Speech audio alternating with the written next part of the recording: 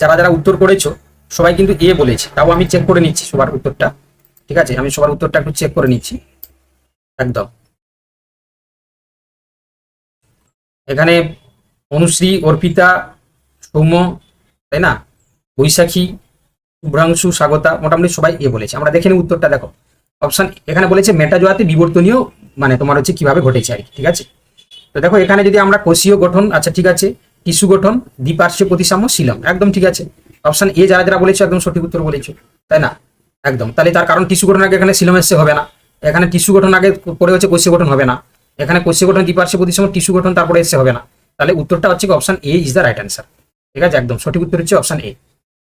এবার বলছে একজন প্রাণীবিজ্ঞানী এমন একজন জলজ প্রাণী সংগ্রহ করলেন যার মধ্যে কোয়ানোসাইট, অন্তঃকোষীয় পরিপাক, তোমার হচ্ছে কি এবং সলিনয়েড ক্যানাল সিস্টেম বিদ্যমান।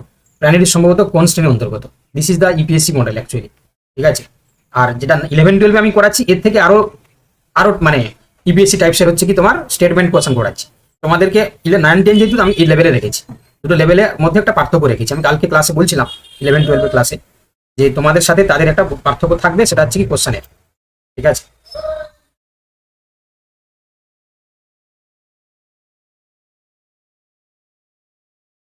চেষ্টা করো, যারা যারা ক্লাস করছো চেষ্টা করো না, কোনো অসুবিধা নেই, আমি তো বলে দেবো,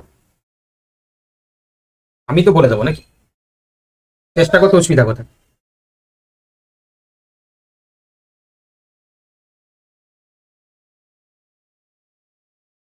দেখো প্রথম কথা হচ্ছে কি কোয়ানোসাইট থাকছে, তাই না, তারপরে হচ্ছে কি তোমার, আচ্ছা আগে বলো তো এটা কোন ফাইলাম, আগে বলো তো এটা কোন ফাইলাম মানে কোন পর্ব আর কি, কোন পর্ব? দেখো আমরা আগে থেকে আইডেন্টিফাই করে নিচ্ছি যে যেহেতু হচ্ছে কি এখানে ক্যানাল সিস্টেম থাকছে, কোয়ানোসাইট থাকছে, মানে হচ্ছে কি এটা, এবং তোমার অন্তঃকোষীয় পরিপাক থাকছে, মানে এটা হচ্ছে পরিফেরা। এই নিয়ে কোনো হচ্ছে কারো ডাউট আছে বলো? পরিফেরা, এই নিয়ে কারো ডাউট নেই। এবারে এখানে দেখো এই যে কোয়ানোসাইটটা রয়েছে মানে পরিফেরার বৈশিষ্ট্য, আর এই যে সাইকোনয়েড ক্যানাল সিস্টেম, তাই না, এটি ক্যালকেরিয়া শ্রেণীর মধ্যে দেখা যায়, মানে যেমন সাইকন, যেমন হচ্ছে কি তোমার সাইকন। ঠিক আছে, ক্যালকেরিয়া, যারা ক্যালকেরিয়া তাদের ক্ষেত্রেই দেখা যায়। আর এই যে দেখো ইন্টারসেলুলার পরিপাক মানে এটা সব ধরনের স্পঞ্জের ক্ষেত্রেই দেখা যায়, তাই তো। তাহলে যেহেতু সাইকোনয়েড তোমার হচ্ছে কি কি দেখা যাচ্ছে না ক্যানাল সিস্টেম, সেখান থেকেই আমরা আইডেন্টিফাই করলাম যে এটা হচ্ছে কি তোমার ক্যালকেরিয়া। কি বললাম বুঝতে পেরেছো? এটা এই সাইকোনয়েড ক্যানাল সিস্টেম এই একটা জায়গা থেকেই আইডেন্টিফাই করা ইয়েস ইয়েস ইয়েস। বাকি হচ্ছে কি দেখো তুমি কিন্তু এই যে ইন্টারসেলুলার হচ্ছে ডাইজেস্টিভ সিস্টেম, এটা কিন্তু আমরা যারা তোমরা জুলজি ভালো বুঝতে পারবে যে এটা কিন্তু সব ধরনের স্পঞ্জের ক্ষেত্রেই দেখা যায়, তাই না। শুধু হচ্ছে কি আমরা সাইকোনয়েড ক্যানাল সিস্টেম যেটা সেটা আমরা কিন্তু দেখতে পাই, তাই না। এবারে ভালো করে তোমরা লক্ষ্য করো, তাই না। তো এই যে জিনিসটা এটা যেটা আমরা করলাম এটা কিন্তু খুব গুরুত্বপূর্ণ কোশ্চেন, মানে ইউপিএসসি মডেলে যদি তোমাদের পরীক্ষায় আসে তাহলে এই ধরনের কোশ্চেন দিতে পারে। ঠিক আছে, এবারে আমরা এইভাবেই মনে রাখবো, আমরা এইভাবেই মনে রাখবো। চলো এবারে বলেছে দেখো নিম্নলিখিত কোন বৈশিষ্ট্যটি টিনোফোরাকে নিডারিয়া থেকে পৃথক করার জন্য একটি তোমার হচ্ছে কি সিনাপোমরফিক বা শেয়ার ড্রাইভ ক্যারেক্টার হিসাবে বিবেচনা করতে পারি। এই ধরনের কোশ্চেনই দেবে আর কি তোমাদেরকে। এটা এটা আমরা ট্যাক্সোনমিতে পড়বো, যদিও শেয়ার ড্রাইভ ক্যারেক্টার কি জিনিস কি ব্যাপার সেটা আমি পরে আলোচনা করব। আপাতত হচ্ছে কি তোমরা বলো এটা কি হবে? এটা কলোব্লাস্ট আছে জানো ফেন্সি। টাইপ করো সবার জন্য, সবার কথা ভেবে টাইপ করো।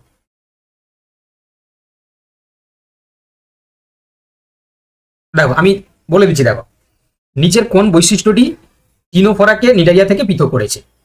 এবারে করার জন্য আমরা হচ্ছে কি একটি শেয়ার ড্রাইভ ক্যারেক্টার হিসাবে মনে করতে পারি।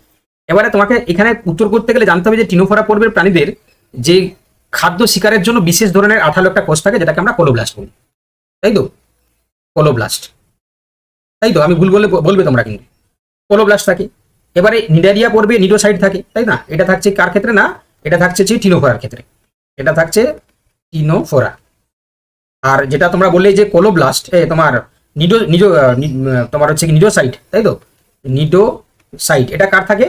নিডোব্লাস্ট স্যার, নিডোব্লাস্টের মধ্যে নিডোসাইট থাকে, মানে কোলোব্লাস্ট আর নিডোব্লাস্ট। হ্যাঁ, মানে নিডারিয়া পর্বের ক্ষেত্রে আমরা যেটা নিডোসাইট বলছি জংশন অঙ্গ, সেটা হচ্ছে কি তোমার নিডারিয়ার ক্ষেত্রে। আমি এটা যেটা বলছি যে তোমার কোলোব্লাস্ট এটা তো তোমার হচ্ছে কি টিনোফোরার ক্ষেত্রে, তাই না। এটা টিনোফোরার ক্ষেত্রে বাবা, এটা হচ্ছে কি তোমার তোমার কার ক্ষেত্রে? নিডারিয়ার ক্ষেত্রে, নিডারিয়া।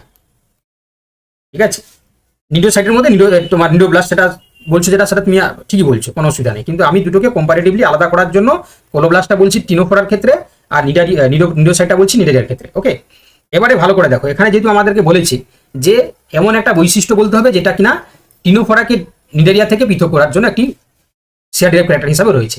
রেডিয়াল সিমেট্রি, ডিপ্লোব্লাস্টিক, কোলোব্লাস্টের উপস্থিতি আর মেসোগ্লিয়া। দেখো এই যে রেডিয়াল সিমেট্রি দুজনেই দেখা যাবে, বা তোমার হচ্ছে ডিপ্লোব্লাস্টিক ক্ষেত্রে দুজনেই দেখা যেতে পারে। মেসোগ্লিয়া যেহেতু এরা ডিপ্লোব্লাস্টিক মানে মেসোগ্লিয়া থাকতে পারে। কিন্তু এই যে কোলোব্লাস্ট এটা থাকছে কার ক্ষেত্রে?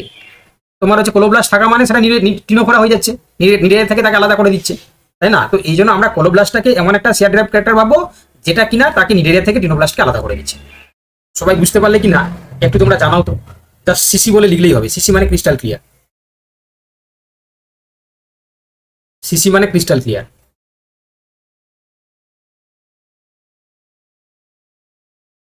হয়েছে? চলো আজকে একটা লাস্ট কোশ্চেন করে আমি শেষ করব, ঠিক আছে? আমি লাস্ট কোশ্চেন করে শেষ করবো। কোশ্চেন নাম্বার 5টা সবাই করো। কোশ্চেন নাম্বার 5, ক্যালকেরিয়া স্পিকিউল, হেক্সাডিনিডা, 6 রে সিলিকা স্পিকিউল, ডোমোস্পঞ্জি স্পঞ্জ ফাইবার বা সিলিকা স্পিকিউল, আর হাইড্রোজো আছে কি পলিপ, 8টি হচ্ছে কি মেসেন্ট্রি। এইটা করে আমরা শেষ করবো। চলো উত্তর বলো সবাই, কারণ এটা হচ্ছে কি আমি ক্যালকেরিয়া, হেক্সাডিনিডা, ডিমোস্পঞ্জি এটা আমি বলেছি, আজকেই পড়ালাম। তো আশা করি সবাই তোমরা পারবে যে কোনটা সঠিকভাবে মেলেনি, কোনটা ভুল আর কি। সঠিকভাবে মেলেনি মানে কোনটা রং, কোনটা রং, ঠিক আছে? এই সবাই বলছো না কেন? আমি কিছু ব্যাপারটা বুঝতে পারছি না। তোমরা কি বুঝতে পারছো না? তোমরা কি ক্লাসটা কি বুঝতে পারছো না, না তোমরা ভয় পেয়ে যাচ্ছ কোনটা? এই তো তোমাদেরকে একটু মোটিভেট করলে তোমরা উত্তরটা দাও, তাই না? মোটিভেট করলে উত্তরটা দাও, তার আগে দাও না। দেখো তাহলে আমরা ক্যালকেরিয়ার ক্ষেত্রে বললাম ক্যালকেরিয়াস স্পিকিউল মানে যেটা যেটা আমরা ক্যালসিয়াম কার্বনেটের কথা বলছিলাম, একদম ঠিক আছে, এই নিয়ে কোনো ডাউট নেই। আচ্ছা এখানে আমি টিক চিহ্ন দিলে উত্তরের ক্ষেত্রে সমস্যা হবে, তাহলে এটা ঠিক আছে। আচ্ছা হেক্সাডিনা বলছে 6 রে সিলিকেসিয়াস স্পিকিউল, এটাও ঠিক আছে, আমরা এটাই তো করলাম, তাই না? এটাও ঠিক আছে। আচ্ছা ডেমোস্পঞ্জির ক্ষেত্রে স্পঞ্জিল ফাইবার বা সিলিসিয়াস স্পিকিউল, একদম এটাও তো সঠিক আছে। এটাও তো আমরা বৈশিষ্ট্যের ক্ষেত্রে প্রথম বৈশিষ্ট্যতে দেখেছি। আচ্ছা হাইড্রোজোয়া বলেছে যে হচ্ছে কি পলিপ, 8টি মেসেন্ট্রি। আচ্ছা আমি তোমাদেরকে বলে দিই এই যে হাইড্রোজোয়া স্ট্রেইল হচ্ছে কি তোমার প্রাণীদের, যেমন হচ্ছে হাইড্রা, ঠিক আছে, গ্যাস্ট্রোভাস্কুলার কেভিটি কোনো মেসেন্ট্রি বা পর্দা থাকে না, তাই না? এদের হচ্ছে কি তোমার যারা হাইড্রোজোয়া, যেমন হচ্ছে কি উদাহরণ হচ্ছে কি তোমার হাইড্রা, ঠিক আছে, এদের ক্ষেত্রে কোনো কি থাকে না, না এদের গ্যাস্ট্রোভাস্কুলার কেভিটিতে কোনো মেসেন্ট্রি থাকে না। গ্যাস্ট্রোভাস্কুলার কেভিটিতে কোনো কি থাকে না, না তো কোনো হচ্ছে কি তোমার মেসেন্ট্রি বা পর্দা থাকে না। আচ্ছা একটা কাজ করো না, তোমরা একটা কাজ করো, তোমরা একটা খাতা বাঁধবে, ঠিক আছে, খাতা। তো সেই খাতাতে হচ্ছে চেষ্টা করবে 3টে খাতা বাঁধার, জুলজি, বোটানি, ফিজিওলজি। এবারে তোমাদের ডেড ওয়াইজ, টপিক ওয়াইজ তোমরা হেডিং করে নিলে। এবারে যে টপিকগুলো আমি লিখছি না তোমরা সেখানে নোট ডাউন করে নিলে, বুঝতে পারলে? তাহলে তোমার একটা দেখবে নোটবুকের মতন হয়ে গেল, সেখানে সমস্ত জিনিসগুলো লেখা থাকলো, এক্সট্রা ইনফরমেশন গুলো। আমি যেটা বললাম তোমরা কি বুঝতে পারলে সবাই? একটু জানাও তো। এটা তো স্যার নোটেই লিখে নেওয়া যায়, মানে সব থেকে ভালো হয় আমার মনে হয়। যার যেটা মনে হচ্ছে সেটা করবে, ঠিক আছে, মোটামুটি ভাবে এই যে জিনিসগুলো। হ্যাঁ আমার একটা রিকোয়েস্ট ছিল স্যার, হ্যাঁ। রিকোয়েস্টটা হলো স্যার পিডিএফ গুলো মানে ক্লাস যেমন হচ্ছে হোক, কিন্তু মোটামুটি সপ্তাহে একটা করে যদি পিডিএফ দেওয়া যায়, মানে ওই গ্রুপেই বলুন বা অ্যাপসে সুবিধা হয় আর কি। ধরুন কার কোনো একটা চ্যাপ্টার কমপ্লিট হয়ে গেছে, সে পরেরটা পড়তে পারবে, বা কিছু একটা, বা একটা পড়তে পড়তে মনে হলো যে আমি ধরুন ডেভেলপমেন্ট বায়োলজি পড়বো কি কোনো কিছু, সেটাতে সুবিধা হবে তো আর কি। মানে ব্যাপারটা বুঝতে পারলাম না, তুমি বলছো কমপ্লিট সবটা দিয়ে দিতে? সবটা নাও, ধীরে ধীরে সপ্তাহে একটা করে যদি পিডিএফ দেন, সপ্তাহে একটা, মানে সবসময় তোমাদেরকে বলে রাখি এই যে নোটস গুলো, পিডিএফ নোটস গুলো তোমরা প্রত্যেকটার 1 সপ্তাহ আগে পেয়ে যাবে, ঠিক আছে?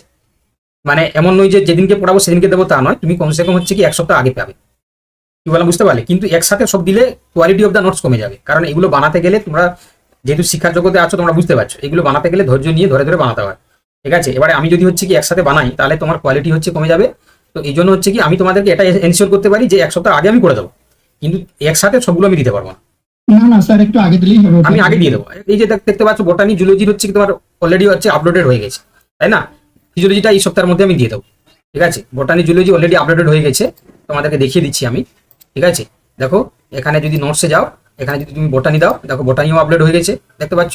আবার জুলজিতে যাও, জুলজি আপলোড হয়ে গেছে। এবার ফিজিওলজিটাও দিয়ে দাও, ঠিক আছে? চিন্তার কিছু কারণ নেই, মানে তোমরা আগে ভাগে পড়ার জন্য সেই জিনিসটা পেয়ে যাবে, কিন্তু আমি একসাথে বাবা দিতে পারবো না, আমি আগে থেকে তোমাদেরকে বলে দিচ্ছি, ঠিক আছে? বা আগে থেকে আমাদের এই সিস্টেমটা সব জায়গায় প্রযোজ্য, কারণ কেন কেন জানো তো? দুটো কারণে। আমি যদি খেটে খুঁটেও তৈরি করি, কেউ না কেউ দেখবে ঠিক পাচার ঠিক করে দেবে, ঠিক আছে?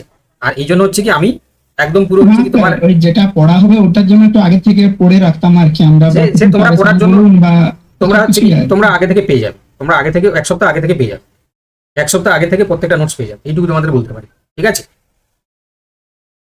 ক্লিয়ার? Thank you sir.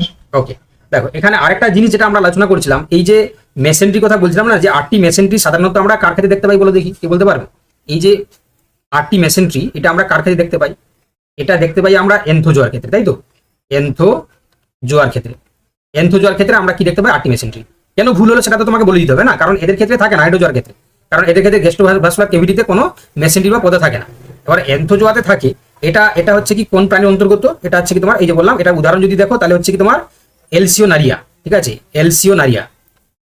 আচ্ছা, এই এলসিওনারিয়া যখন আমি বলছি, আলসিওনারিয়া, আলসিওনারিয়া যখন আমি বলছি, তখন আরেকটা জিনিস তোমরা মনে রাখো, এই আলসিওনারিয়া এর একটা না খুব দুর্দান্ত হচ্ছে কি ডাক নাম রয়েছে, কমন নেম। এর নামটা কি জানো? কে বলতে পারবে দেখি, কে বলতে পারো?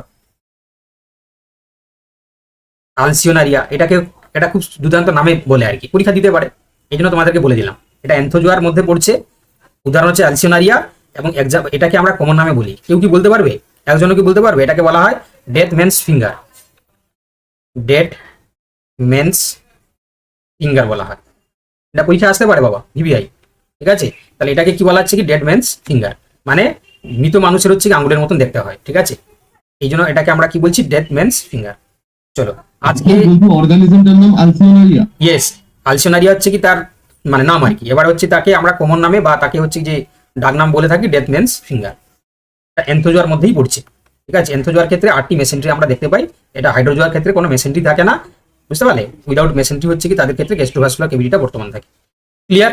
তাহলে আপাতত হচ্ছে কি আমরা আজকে ক্লাসটা এতদূর রাখবে। অনেক কোশ্চেন আছে, অনেক ভালো ভালো জিনিস আছে, অনেক কিছু তোমরা শিখবে, অনেক কিছু তোমরা জানবে, ঠিক আছে? আমরা পার্টকে পার্ট সমস্ত জিনিসগুলো রেখেছি, আস্তে থেকে কঠিন থেকে হায়ার দিকে গেছি, ঠিক আছে? সমস্ত জিনিসটা কিন্তু এই ক্লাসে পাবে। আজকে মোটামুটি এতটাই পড়ো। আজকে প্রথম ক্লাস ছিল, অনেকে হয়তো জয়েন করতে পারেনি, কারণ গ্রুপে তোমরা জানো প্রায় 35-40 জন হয়ে গেছে। এটা সংখ্যাটা বাড়বে, এটা দেখবে তোমাদের যারা সব ভাবছে আর কি, কি করবে না করবে ভাবছে। তো যাই হোক, তারা ভাবুক। তো ভাবতে ভাবতে হচ্ছে কি আমরা কিন্তু টুকটুক করে আমরা এগিয়ে যাবো, ঠিক আছে? তো দেখবে আলটিমেট এই কোর্সে অনেকজন সংখ্যা হয়ে যাবে, এটা তোমরা পরবর্তীকালে দেখতে পাবে। আপাতত তোমাদের সাথে যতজন তোমরা জয়েন করেছো তোমাদেরকে নিয়ে আমরা এই জার্নি শুরু করছি, ঠিক আছে? চলো তাহলে এতটাই থাকলো। পরের দিন আবার তোমাদের রুটিন মাফিক ক্লাস শুরু হবে, ঠিক আছে? তোমরা কিন্তু একটা জিনিস তোমাদেরকে বলে দিই, আমি দেখবে হচ্ছে কি পুরো অ্যাকুরেট টাইমেই জয়েন করে যাই। আজকে প্রথম ছিল বলে অনেকে জয়েন করতে পারছিল না, বলে তাদের জয়েন করাতে গিয়ে একটা সমস্যা হচ্ছিল, এই জন্য একটু 5 মিনিট দেরি হয়ে গেল। আর না হলেও দেখবে তোমরা এই প্রসেসে যখন জয়েন করবে অলরেডি তুমি জয়েন করে যাবে, বুঝতে পারলে? আমি না থাকলেও জয়েন করে যাবে, এরকম সিস্টেম করা আছে, বুঝতে পারলে? পুরো সিস্টেম একদম পুরো সাইন্টিফিক্যালি করা আছে, তোমরা কিন্তু জয়েন করে যেতে পারবে, ঠিক আছে? আশা করি তোমাদের ক্লাসটা ভালো লেগেছে, আরো ভালো লাগবে, ঠিক আছে?